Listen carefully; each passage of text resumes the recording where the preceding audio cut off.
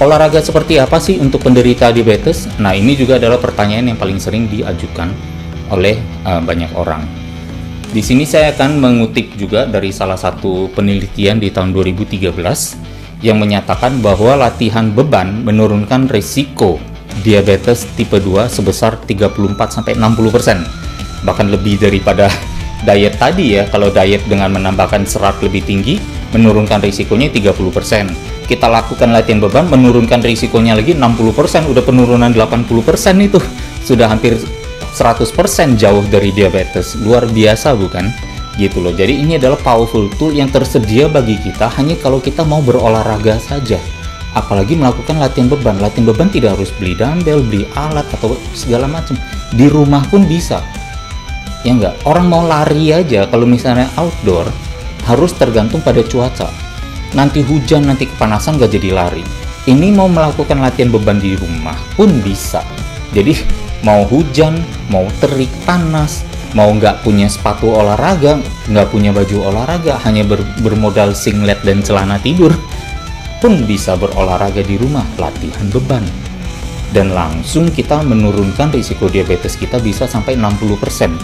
Ya, berarti ini adalah satu powerful tool lagi yang tersedia untuk kita. Otot rangka tubuh manusia.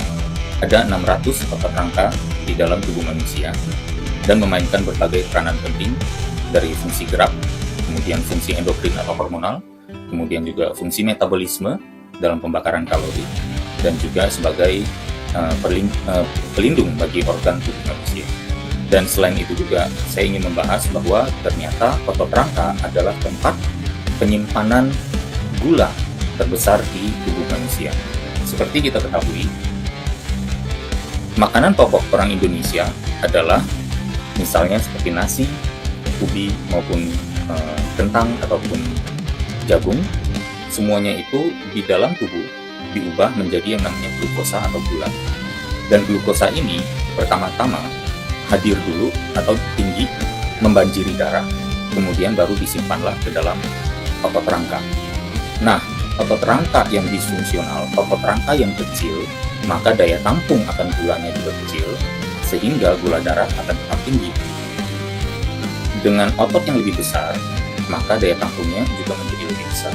Dan bagaimana cara memperbesar otot? Yaitu dengan latihan beban. Dan ternyata latihan beban atau latihan pengencangan otot dengan beban membakar sumber energi utamanya adalah justru gula. Jadi upaya melatih otot kita, pengencangan otot dan membuat otot kita berkontraksi melawan beban, ternyata membakar gula, mengosongkan gula yang tersimpan di dalam otot, sehingga gula yang tadinya tinggi di darah bisa memiliki tempat penampungan lagi karena gudangnya sudah dikosongkan dengan kegiatan olahraga latihan beban.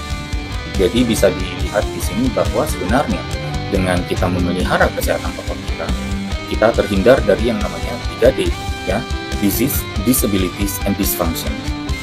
Karena apa? Karena kita meningkatkan fungsionalitas tubuh kita meningkatkan juga yang namanya kesehatan dan kekuatan otot sehingga kita fungsional terus, sehingga kita jauh dari disabilitas dan tentunya kita jauh dari disease. Karena seperti kita ketahui, banyak penyakit modern ya pada hari ini berawal dari yang namanya tingginya gula di dalam darah. Terlalu banyak asupan karbohidrat yang bisa kita kurangkan, kemudian organ penyimpan gula di dalam tubuh kita yaitu otot ini kita sehatkan juga. Dan kita dengan cara apa? Dengan cara melatih dengan beban sehingga gula di dalam darah, di dalam otot itu juga bisa dikosongkan sehingga selalu senantiasa menjadi tempat penampungan bagi gula yang masuk ke dalam tubuh, sehingga nantinya semua masalah kesehatan yang berawal dari tingginya gula darah itu bisa kita jauhkan dari kehidupan kita sehingga kita menjadi lebih sehat. Semoga informasi ini bisa mencerahkan dan menggerakkan hati fitness mania atau bahkan orang-orang yang belum niat untuk berolahraga untuk melihat dari perspektif sudut pandang ini sehingga tergerak untuk mau berolahraga dan mengetahui why you need to work out. Semoga tercerahkan semuanya. Kita bertemu lagi di episode mendatang.